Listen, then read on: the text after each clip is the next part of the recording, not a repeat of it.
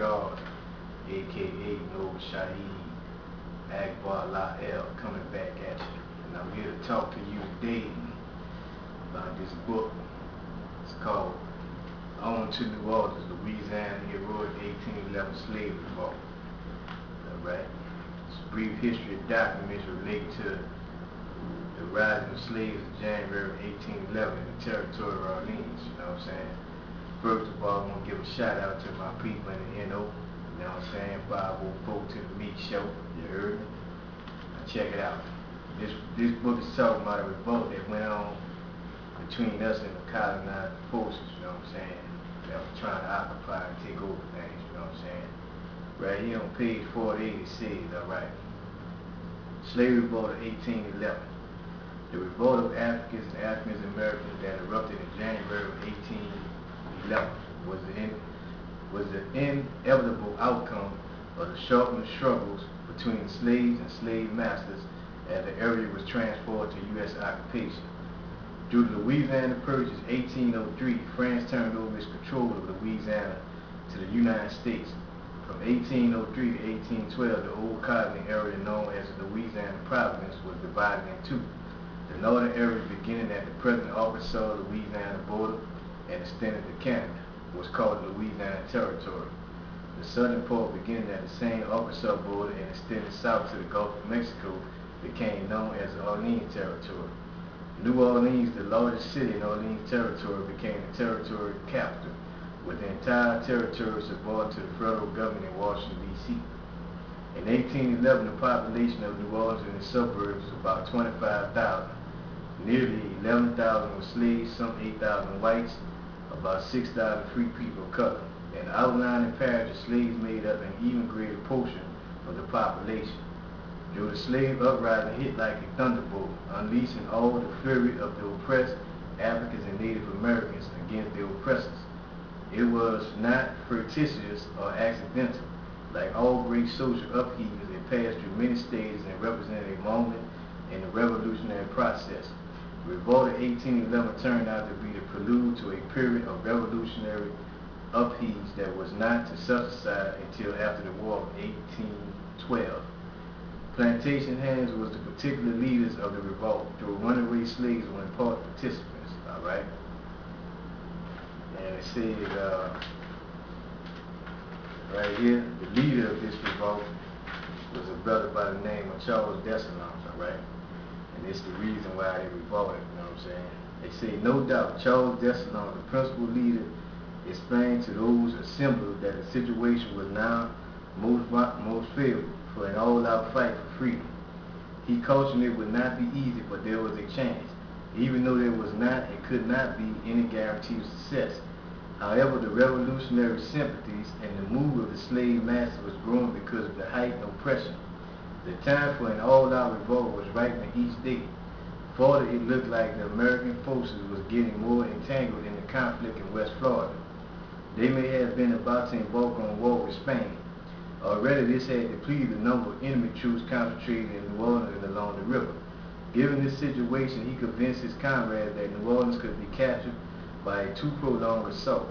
A large mass of slaves would march down on the city from upriver until they reached the gates, while at the same time a detachment of African collaborators inside the city would seize the arsenal and transport the large stocks of weapons, ammunition to the advancing slave army.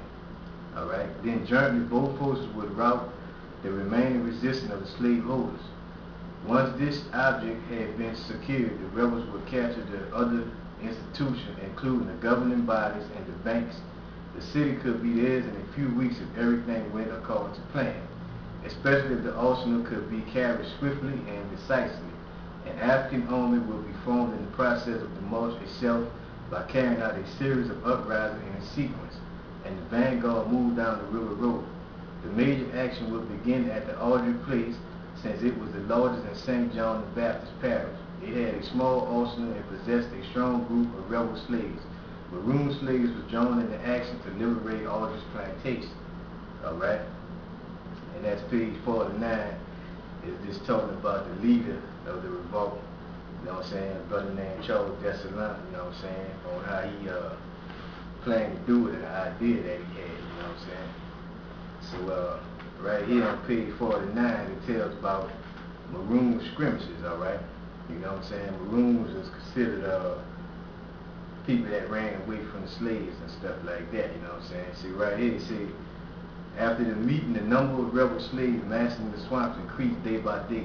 The rebels began to interfere with the movement of mail that passed overland by stage from New Orleans to Baton Rouge. Apparently, they attempted to liberate weapons and other useful supplies from the operations, all right? And this is the governor at that time, what he had to say about it. You know, say in response, Governor Cleveland tried to dispatch some military forces up the river. He sought to break the stranglehold of the rebels, Africans, while not weakening his forces arrayed against the Spanish in Mobile. All right? Okay. And